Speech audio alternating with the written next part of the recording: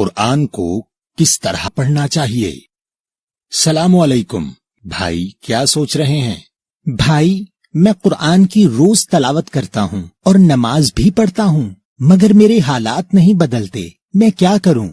आप किस तरह कुरान पढ़ते हैं? मैं रोज 3 सफ़ात अरबी में तलावत करता हूँ। क्या आप सिर्फ अरबी में तलावत करते हैं? जी भाई, मैं सिर्फ अरबी में तलावत करता हूँ ताकि मुझे सवाब मिल सके। क्या आपको पता है कि अल्लाह का कुरान नाजिल करने का मकसद क्या है? हिदायत के लिए। तो फिर आप सवाब के लिए क्यों पढ़ते हैं? पता नहीं, मगर शायद इसलिए कि मैंने हमेशा सबको यही करते देखा है। भाई, ये तो शैतान है जो आपको सवाब के चक्कर में लगाकर हिदायत लेने से रोकता है। क्या आपको पता है कि पूरे कुरान में एक आयत भी ऐसी नहीं जो कहे कि कुरान पढ़ने का कोई सवाब है? भाई, क्या वाकई पूरे कुरान में कोई आयत भी ऐसी नहीं जो कहे कुरान पढ़ने का कोई सवाब है? जी मेरे भाई। तो फिर हमें कुरान को किस तरह पढ़ना चाहिए, यानी कुरान को पढ़ने का सही तरीका क्या है? कुरान को पढ़ने का सही तरीका समझने के लिए आपको कुरान को पढ़ने का मकसद सामने रखना होगा। देखें, अल्लाह सूरा नंबर 38 और आयत नंबर 29 में कुरान पढ़ने का क्या मकसद बता रहे हैं। किताबुन अंज़लनाहु इलैका मुबारकुन लियद्दब्बरू आयातिही वलियतज़क्करू उलू अलअल्बाब। एक किताब हमने नाजिल की तेरी तरफ बरकत वाली, ताकि वो गौर करें इसकी आयतों में और वास्ते नसीहत के जिनके पास है अक्लो समझ। इस आयत में अल्लाह बता रहे हैं कि कुरान पढ़ने का मकसद होना चाहिए नसीहत हासिल करना, और नसीहत मिलेगी आयतों में गौर करने से।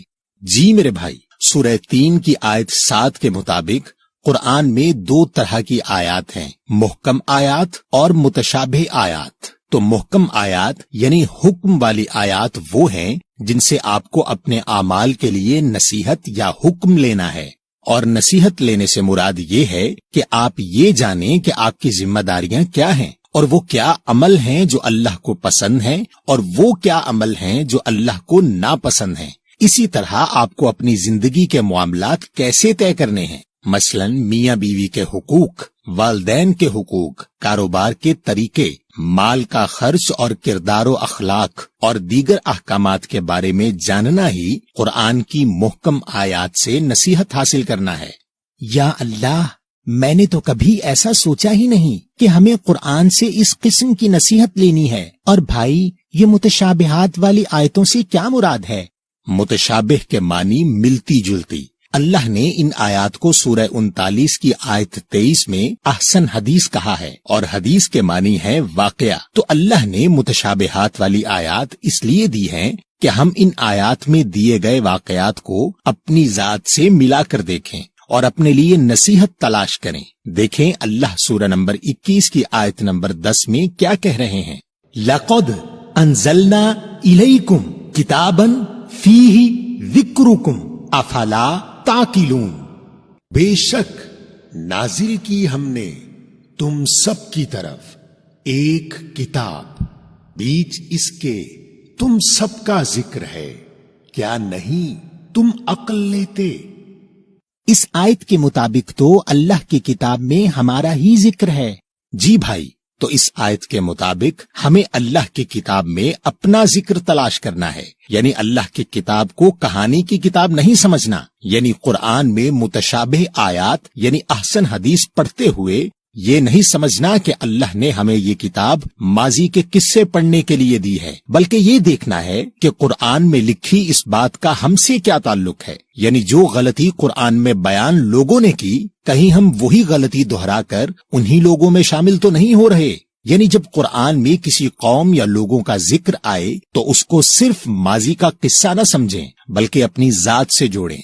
मसलन जब फिरौन का जिक्र आए तो समझें कि फिरौन तो एक अल्लाह की आयत के मुकाबले में तकब्बुर करने वाले का किरदार था। ये उस दौर में भी था और हर दौर में नजर आएगा। ہمیں بس یہ دیکھنا ہے کہ کہیں ہم تو فرعون نہیں بن رہے، یعنی اللہ کی آیت میں دیے گئے اللہ کے حکم کے مقابلے میں اپنی ذاتی رائے کو اہمیت دے کر تکبر تو نہیں کر رہے۔ تو میرے بھائی، اس طرح جب ہم اللہ کی آیات اپنے ذکر یا نصیحت کے لیے پڑھیں گے تو ہی ہمیں اللہ کی کتاب سے ہدایت ملے گی۔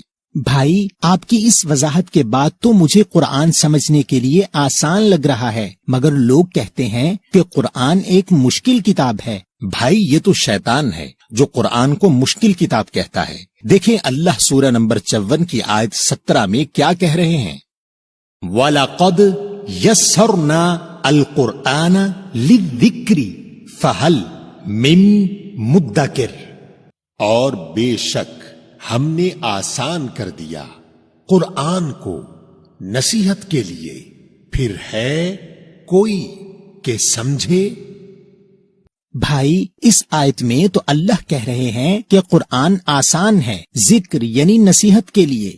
جی بھائی، اس سورہ 54 کی آیت 22، 32 اور 40 میں بھی اللہ نے یہی بات دہرائی ہے۔ تو اللہ نے ایک ہی سورہ میں 4 دفعہ کہا کہ قرآن آسان ہے نصیحت لینے کے لیے، مگر بعض لوگوں کو شاید یقین نہیں اللہ کی بات پر کہ وہ قرآن کو مشکل کتاب کہہ دیتے ہیں۔ اور کیا آپ کو پتا ہے کہ قرآن میں تقریباً 5000 کے قریب منفرد لفظ ہیں، اور صرف 100 لفظ ایسے ہیں جو آدھے قرآن کو کور کرتے ہیں۔ یعنی اگر آپ صرف 100 لفظوں کے معنی یاد کر لیں تو آپ کو آدھے قرآن کے معنی پتا ہوں گے، اور بقیہ الفاظ بھی آپ لفظ با لفظ ترجمے والے قرآن سے پڑھ کر تھوڑے عرصے میں پہچاننے لگیں گے، اور پھر آپ کی صلاۃ بھی سمجھ کر پڑھنے والی صلاۃ ہو جائے گی۔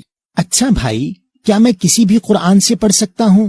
جی میرے بھائی، آپ کوئی بھی ایسا قرآن لے لیجئے جس میں لفظ با لفظ ترجمہ ہو تاکہ آپ لفظوں کو پہچان سکیں، مگر پڑھتے ہوئے آپ کو سورہ 75 کی آیت 16 سے 20 میں دی گئی ہدایت کا خیال رکھنا ہے، لا تحرک بہ لسانک لتعجل بہ ان علینا جمعہ وقرآنہ فاذا قرأناہ فاتبع قرآنہ ثم ان علینا بیانا کلا بل تحبون العاجلہ، نہیں تم حرکت دو اس کے ساتھ اپنی زبان کو جلدی کے لیے، اس کے ساتھ بے شک ہمارے ذمہ ہے اس کا جمع کرنا اور پڑھا دینا، پھر جب ہم اس کو پڑھائیں پس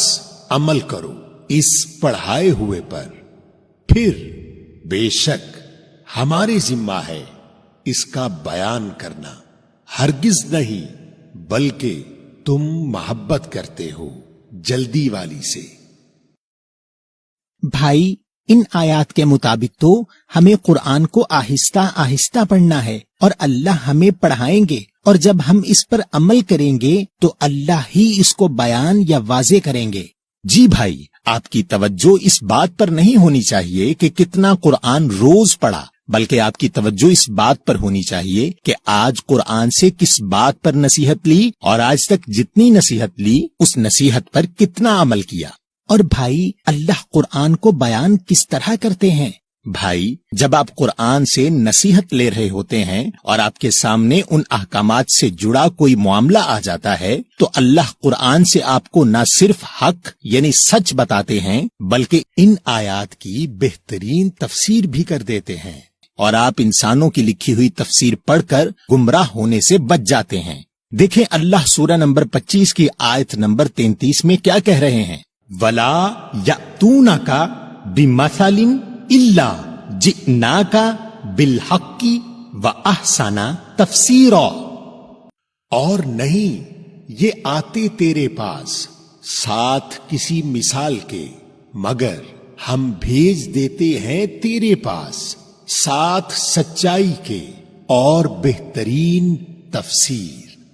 بھائی، اس آیت کے مطابق تو اللہ بہترین تفسیر کرتے ہیں، یعنی ہمیں کسی بھی تفسیر پڑھنے کی ضرورت نہیں۔ اچھا بھائی، میں قرآن سے اپنے کسی مسئلے پر مکمل رہنمائی کیسے لے سکتا ہوں؟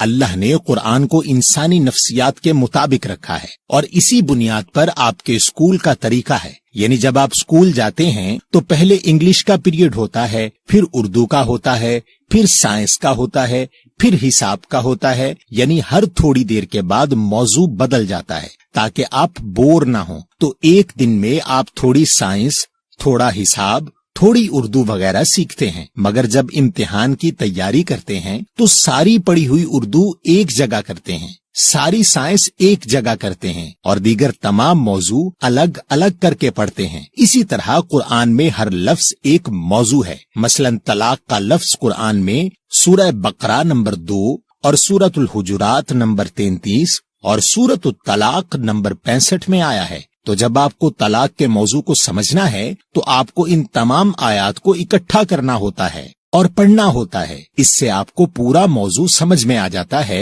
اور پھر کوئی آپ کو گمراہ نہیں کر سکتا. کیونکہ اگر کوئی شخص کوئی بات اپنے پاس سے کرے تو آپ کہیں گے کہ میں نے اس موضوع پر تمام آیات قرآن سے پڑھی ہیں، اور اگر آپ سچے ہیں تو قرآن سے ثابت کرو. تو اس طرح آپ گمراہ ہونے سے بچ جاتے ہیں. لیکن بھائی، ہم اس طرح موضوع کے اوپر آیات کیسے ڈھونڈیں گے؟ بھائی یہ بہت آسان ہے. اب بازار میں ایسی کتابیں مل جاتی ہیں اور موبائل ایپ بھی دستیاب ہیں جو ہر لفظ کے اوپر تمام آیات دکھا دیتی ہیں، جو آپ کسی بھی لفظ با لفظ ترجمے والے قرآن سے پڑھ سکتے ہیں. اور بھائی، قرآن پڑھنے کا بہترین وقت کیا ہے؟ آپ سورہ نمبر 73 کی آیت 1 سے 4 تک اور سورہ نمبر 17 آیت نمبر 78 دیکھیں. یا ایہا المزمل قمی اللیل الا قلیلا نصفہ اوی انقص منہ قلیلا او زد علیہ ورتلی القرآن ترتیلا. اے لپیٹنے والے، قیام کر رات کو مگر تھوڑا سا حصہ، اس کی آدھی 12 بجے، یا کم کر دو اس میں سے تھوڑا سا یا زیادہ اس پر، اور پڑھا کرو قرآن کو ٹھہر ٹھہر کر. اقیمی الصلاۃ لدلوکی الشمس الی غسقی اللیل وقرآن الفجر ان قرآن الفجر کان مشہودا. قائم کرو صلاۃ ڈھلنے سے سورج کے طرف اندھیرے رات کے، اور قرآن فجر کو، بے شک قرآن فجر کا ہے گواہی دیا گیا. بھائی، اللہ نے قرآن پڑھنے کے 2 بہترین وقت بتائے ہیں. ایک جب رات ہو جائے تو پڑھیں، چاہے رات 12 بجے تک پڑھیں یا چاہیں تو تھوڑا کم یا تھوڑا زیادہ کر لیں، اور دوسرا فجر کا وقت. جی بھائی، ان دونوں اوقات میں آپ دنیاوی مصروفیات سے فارغ ہوتے ہیں اور اللہ کی کتاب کو توجہ سے پڑھ سکتے ہیں. اور یاد رکھیں کہ قرآن دنیا کی وہ واحد کتاب ہے جو آپ پر فرض ہے ہدایت کے لیے. دیکھیں اللہ آپ کو سورہ نمبر 28 اور آیت نمبر 85 میں کیا کہہ رہے ہیں. ان الذی فرض علیک القرآن لرادک الی معاد قل ربی اعلم من جاء بالہدی ومن ہوا فی ضلال مبین. بے شک جس نے فرض کیا تم پر قرآن، وہ تمہیں پھیر لائے گا طرف منزل کے.